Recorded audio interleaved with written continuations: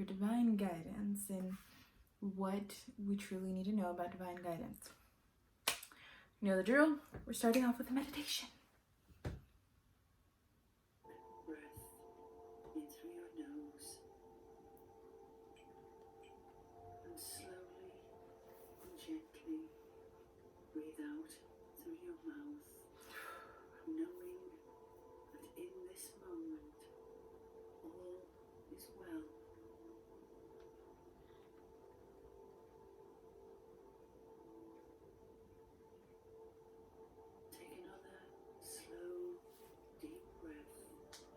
Ask the angels, ask the universe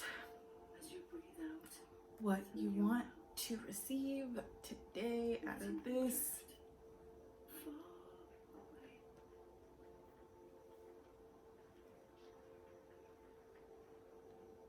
Feel yourself sinking into the surface you're resting on, becoming still more comfortable and more relaxed.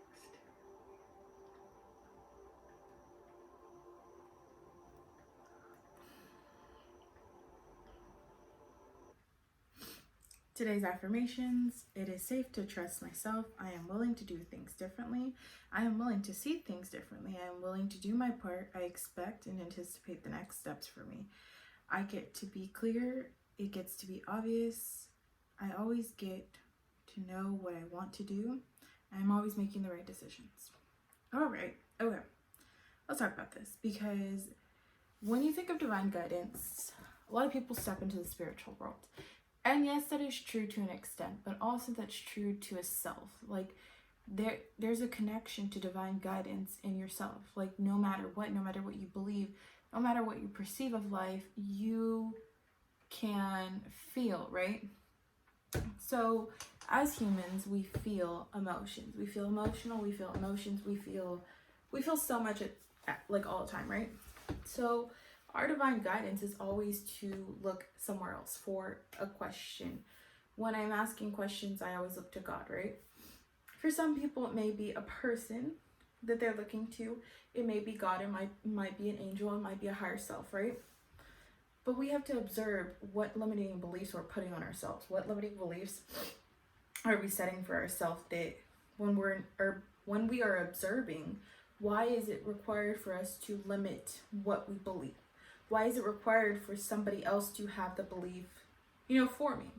And we have to learn how to shift the belief, because when we're shifting our beliefs, we're shifting them to a way where it's between us and whoever we believe, right? So for me, it would be me and God. And, when God thinks one way, he's always going to have a better plan than what I do, right?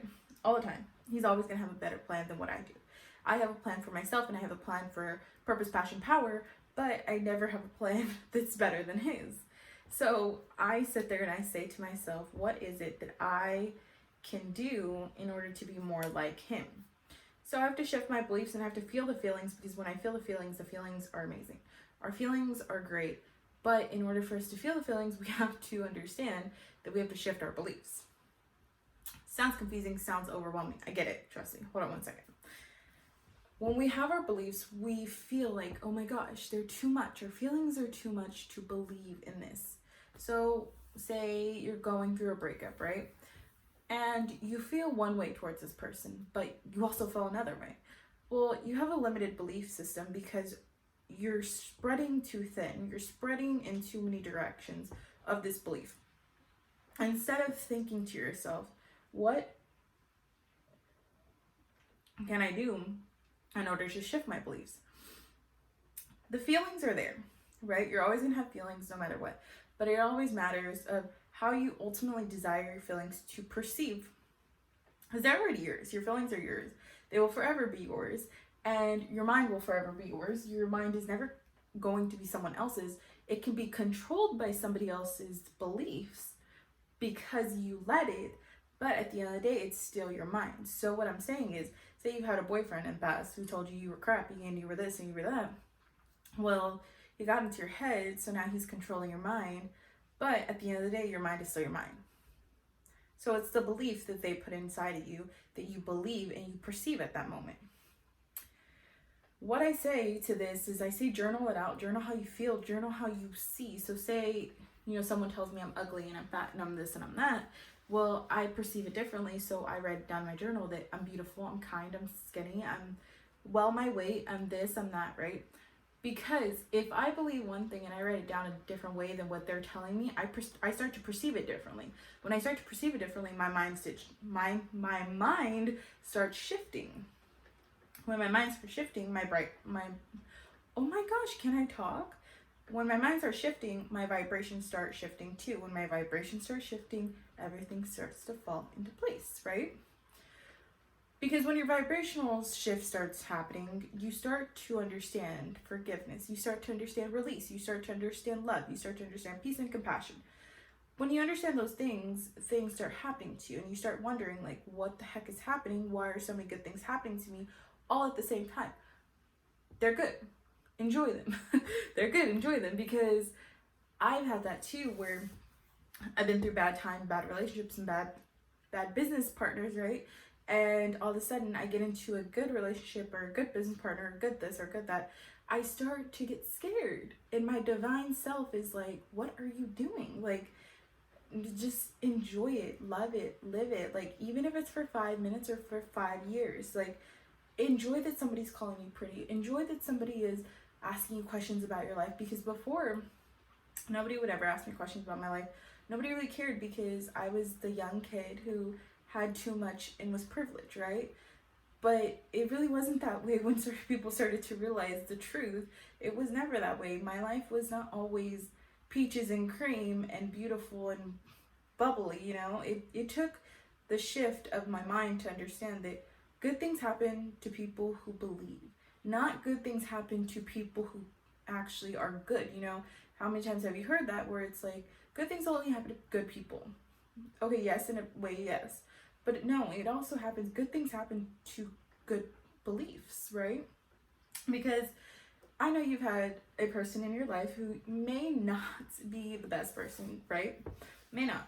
But all of a sudden, they start having all these good things happen to them, and you're confused. You were completely and utterly confused. It's not because they're a good person or anything. They may not be a good person. They may not be a good candidate for a great thing. But they may have the belief that they deserve to have good things. And that's why good things start to happen to them. Something y'all don't want to talk about just yet, but it's the truth. Start holding practices of vibration. Like, get into the circle you want to be in. Get into the people you want to be with. So if you want to build a strong connection with your family, well, you're going to have to do the work in order to be with your family. You know what I mean? If you want to have a stronger relationship with your boyfriend, your current boyfriend, not a bad one, make sure they don't do bad things, but like your current boyfriend, well, then you have to put in the work and the energy and the effort in order to show him, her, like that, different. Like, you have to turn into a different person. And unfortunately, that does suck sometimes, because you're like, why am I the one who has to change? But you're also the one who wants to change. Like, you are the person who wants to take the steps into healing. You're the person who wants to take the steps into a new life and a better and ultimate life. You want to take them. They might not. So that's why you're having to do all of the mindset work, because you're the person who wants to change. I say journal on it. I really do. I say journal everything. Journal. I'm telling you right now. A journal, how you feel.